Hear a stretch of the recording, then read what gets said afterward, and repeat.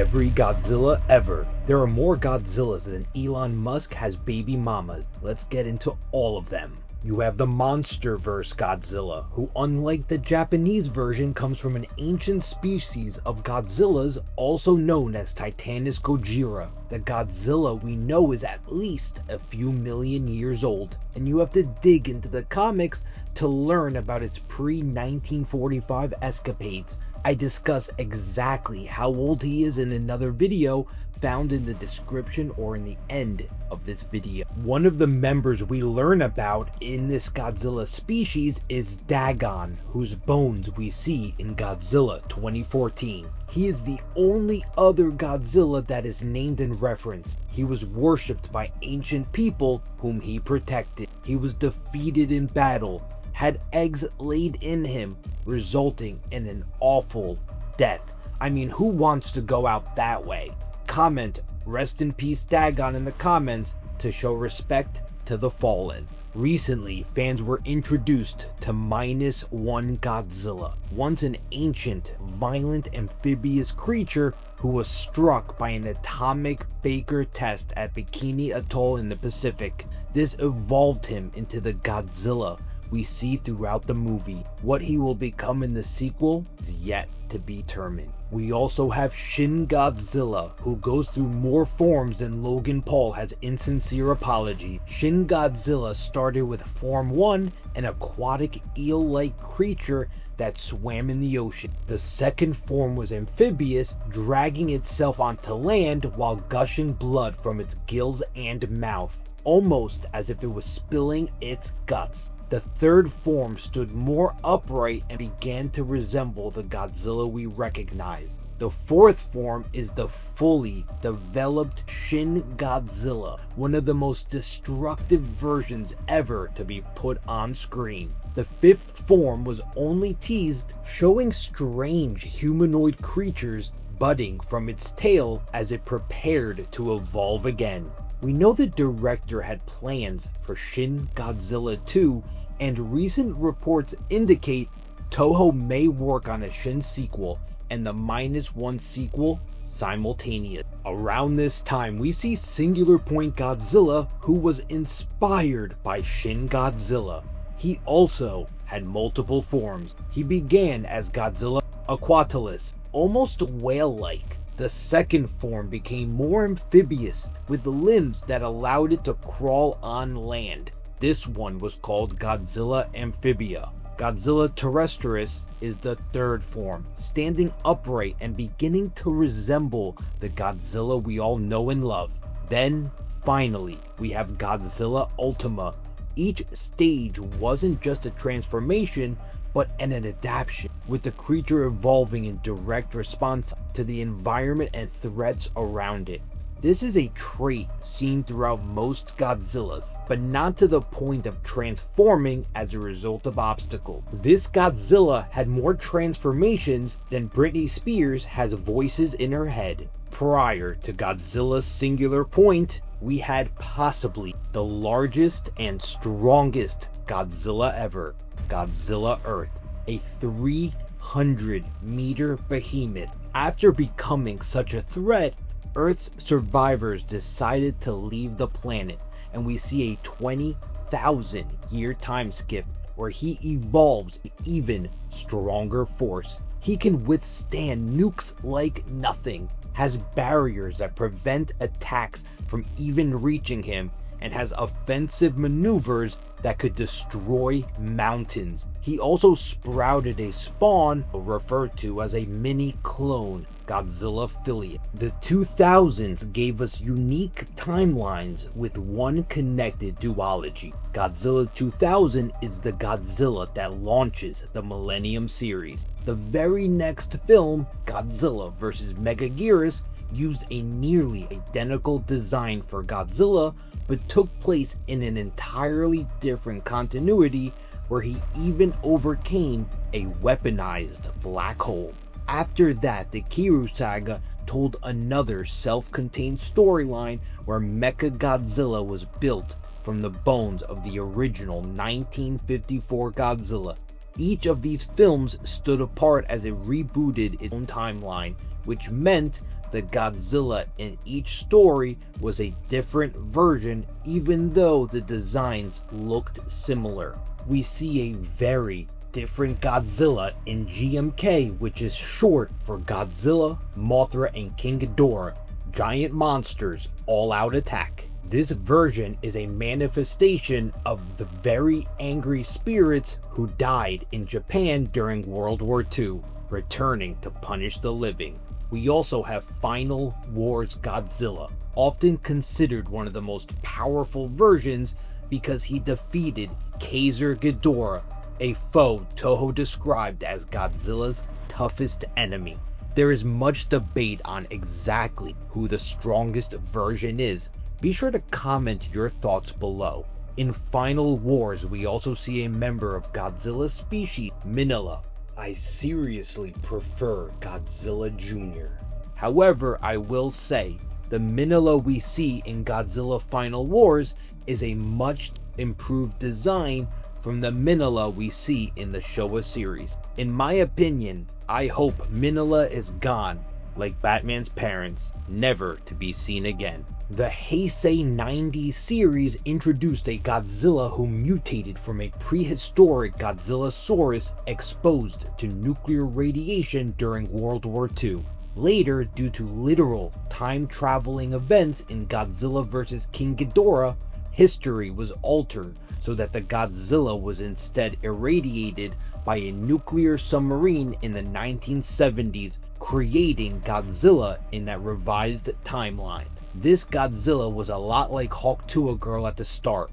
He took down a lot of innocent people and was incredibly stupid, but his intelligence evolved exponentially. He went from chasing bird sounds and falling into a volcano because of it, to teaming up with allies, formulating plans like in the film Godzilla vs. Space Godzilla, and even adopting a member of his species. We also see him mourn for his son, a behavior only shown in incredibly intelligent animals. Speaking of, this continuity also gave us his adopted son, Godzilla Jr. Unlike the atrocity that is Minilla, sorry Minilla fans, he actually looks like a member of Godzilla's species. He started off weird looking, becoming adorably cute, and then having an adolescent's look that actually looks like a young Godzilla.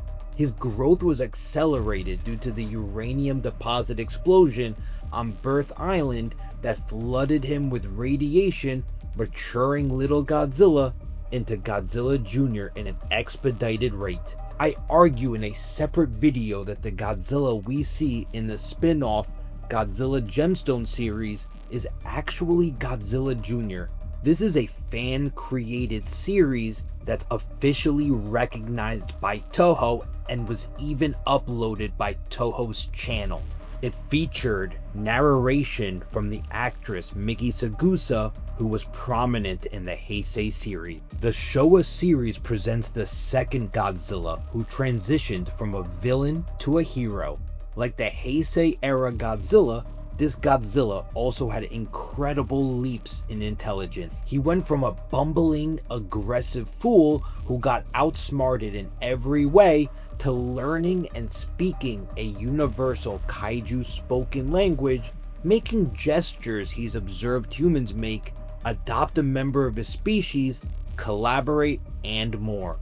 Basically the equivalent of going from Hawk-Tuah Girl to Neil deGrasse Tyson. We also have Minilla, if you want to call that monstrosity a Godzilla. Okay, look, I realized in my last short video where I discussed Minilla, he has more fans than I thought, but come on.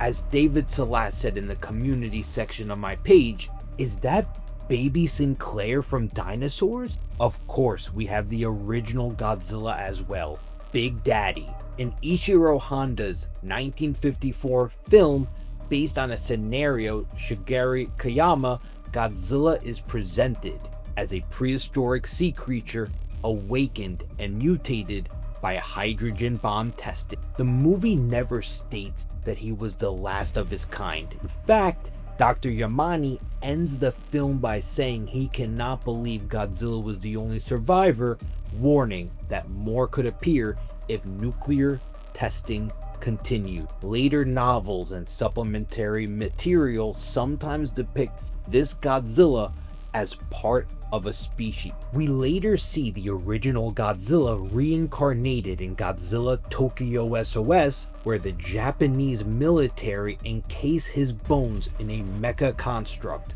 transforming him into Kiryu, or as fans also call him, Mecha Godzilla 3. Unintentionally, the mecha can enter a berserk mode where the original Godzilla takes control of his body. When it comes to Godzilla clones, copies, or hybrids, we have plenty. First, you have Biollante. She was engineered when Dr. Shiragami combined plant cells, Godzilla cells, and the DNA of his deceased daughter.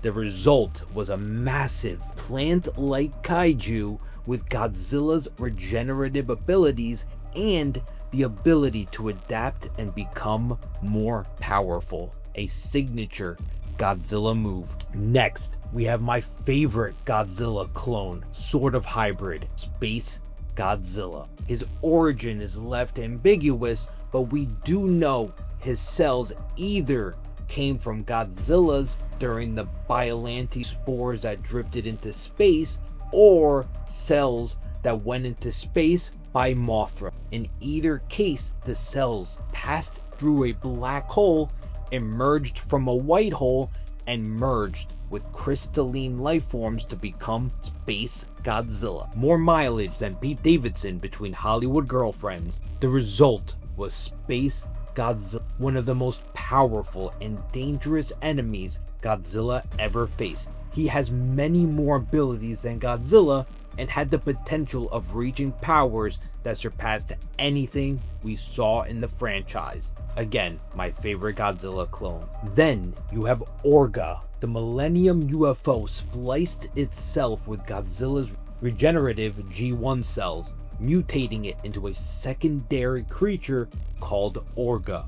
It would later try and eat Godzilla in attempting to further its evolution. Full Army Hammer cookbook energy. Then we have Cyber Godzilla from Godzilla the series. The aliens literally reanimated the corpse of the 1998 Godzilla and rebuilt it as a cyborg. It's one of the most direct examples of Godzilla's body being reused as a copy. If that isn't the grossest, most badass thing you've ever heard, then I don't know what is. We also have Chameleon from Godzilla the series, who was a clone created from Godzilla's DNA. Straight up laboratory clone gone wrong. A lot like Sniper Wolf performing basic math. It's ugly. In the manga, we see King Godzilla, a clone of Godzilla engineered with other powerful kaiju, scarier than your mom when she's hungry. The IDW comic series has many iterations. 2011 to 2014 stories are all interconnected in one continuity. Then we have standoffs such as the most famous one, Godzilla in Hell. We have Godzilla Half Century War, Godzilla Rage Across Time, Godzilla Cataclysm, Godzilla Oblivion, The War for Humanity, Rulers of Earth, Kingdom of Monsters, and Godzilla Monsters and Protectors. The crossover stories they hosted are all in standalone timelines. Those include Godzilla vs. Mighty Morphin Power Ranger, Godzilla vs. Transformers, and Godzilla Rivals. We also have a variant of the Monsterverse Godzilla that's found in Godzilla vs. Kong vs. Justice League and its sequel. This Godzilla is meant to be the Monsterverse Godzilla at his. In the crossover, he outright defeats Superman. It is elaborated by the writer afterwards that he believes Godzilla and Prime Superman are at similar power levels. However, Godzilla's atomic blast has a similar energy signature to kryptonite, thus making Superman particularly vulnerable. In the 1970s, Godzilla joined the mainstream 616 comic universe and had a kick-ass 24-issue run where he fought S.H.I.E.L.D., the Defenders, the Fantastic Four, the Avengers, and more. Again, what I like about this series is that it takes place in the mainstream universe, not some alternate timeline. And yeah, he essentially won every fight. He's actually what Conor McGregor delusionally thinks about himself. We also have Hanna-Barbera Godzilla from the popular Hanna-Barbera Godzilla series, as well as his nephew, Godzuki. This also implies that this was a member of a larger Godzilla species, but it seems like these are the last two survivors. As of this video, Marvel is publishing new crossovers, but many of them are standalone stories in their own timelines. Some of these are shockingly continuations to past movies, such as GMK. That's right, Marvel continued the story found in the movie Godzilla Mothra King Ghidorah, Giant Monsters All-Out Attack, and his opponent, Thor. Crazy. There are so many new transformations and timelines. Once it's over, I will do a separate video breaking them all down entirely. But make sure to buy these stories and support the official releases. It's how we get more awesome stories like this. A lesser known version of Godzilla is Snow Godzilla, seemingly a variation of the Heisei era Godzilla. Snow Godzilla appears in the 2019 film Shinkansen Henkei Robo Shinkalien the movie, the marvelous fast Afla X that comes from the future. Someone correct me how to pronounce that in the comments. It is a distinct white variant created for that continuity, depicted with an atomic breath and a snow-like crystalline aesthetic. It is the third Godzilla incarnation to headline a feature-length animated film after Godzilla Filius and Godzilla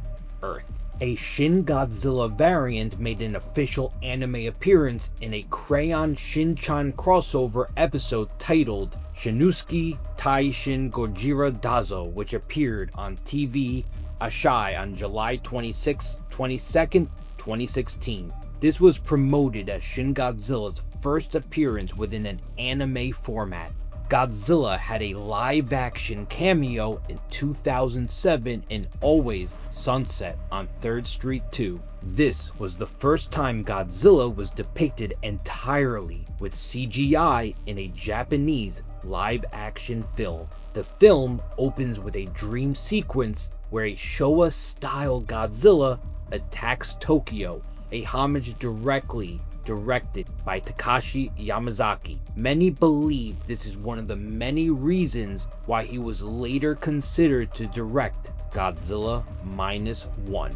Godzilla the Ride presents a short film directed by Takashi Yamazaki inside a flying theater attraction at an amusement park in Japan, which opened on May 19th, 2021. Guests experience a 1960s style city as Godzilla battles King Ghidorah, with Rodan also appearing, using creature designs created by Yamazaki for the ride.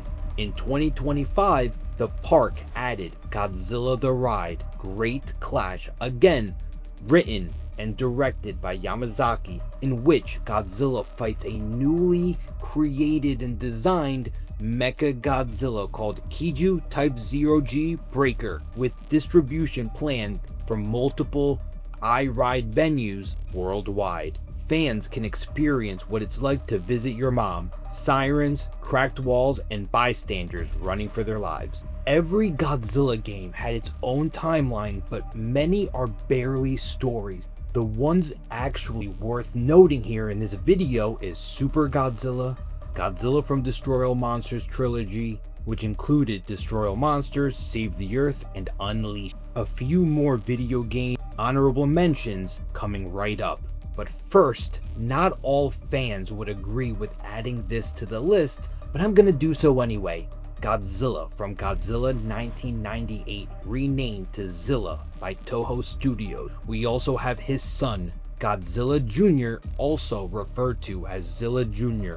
I believe he earned the title Godzilla. This guy is an actual badass, very adept fighter, has feats worth bragging about. He also defeated his wannabe Godzilla dad in his cybernetic form with just a few hits. While on the topic of Godzilla 1998, we can't leave out the hundreds of spawn it left behind. Yes, they had a short life, but you can't ignore these Godzillas in a video detailing all the Godzillas. And in the spirit of this conversation, we can't forget Zilla from Godzilla Final Wars, either a direct descendant from the 1998 movie or loosely inspired. Dark Horse Godzilla has a set of standalone American timelines that treat Godzilla like a roaming natural disaster with an attitude, leaning into pulp 90s military hardware and spectacle. They also hosted unusual one-shots, such as the very famous Godzilla vs. Barkley Hoop Showdown in 1993. There was also an iteration of this in a commercial. We also have Toho's supported quote-unquote fan film, and I say fan films loosely because it's using Toho's miniatures, Toho's suits from previous films, many of their staff. The short films that follow each other are in the same timeline. I mentioned Godzilla Gemstone previously, which are different than the live action films that are mentioned here. In the Shin Godzilla The Ride X Evangelion crossover attraction, fans strap into a motion theater while a variation of Shin Godzilla tears through the city and has a crossover battle with multiple Evangelion. Many wonder if Shin Godzilla continued, if this was where it was leading towards, a crossover with Evangelion. In the 1993 Super Nintendo game, you control a Heisei era variant of Godzilla who mid-campaign evolves into Super Godzilla. This upgrade turns him into a bulk, spike-crowned juggernaut with boosted regeneration and heavier beam output, swapping standard atomic breath for stronger finishers like Super Breath and a nasty close quarters kit that shreds bosses. The form shows up late to let you bulldoze endgame threats, culminating in the deep cut final boss Bagon. It is a game continuity feat, not a movie timeline feat, but it remains one of the most dominant Godzilla versions ever put in playable form. Both Bagon and Super Godzilla has been a fan demand and fan request to be put in the movie for a long time.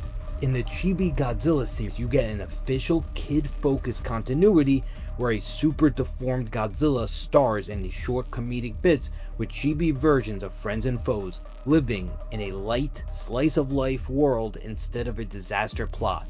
This involves the friendliest Godzilla we've ever seen. He often jokes, has friendships, and goes on low-stakes adventures. Personally, I hate it. Godzilla was also depicted in toy form during the 1997 to 1998. He was a defender of kaiju-packed sanctuary, often under siege by alien incursions. It involved many team-ups with classic Toho monsters. Some honorable mentions include Godzillas that were created in theory but never execution.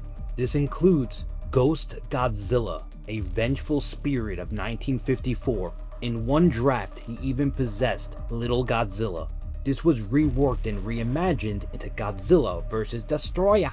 America almost made a Godzilla film in 1994 called Godzilla vs. the Gryphon. We actually have early design of this Godzilla. So there you have it, every single Godzilla ever. In fact, over 30 iterations were mentioned. If you enjoyed this video, make sure you hit that hype button if it's available to you. If not, or if you do see it, also hit the like button, share with friends, and make sure you subscribe to this channel for more videos like this. Thank you so much for watching.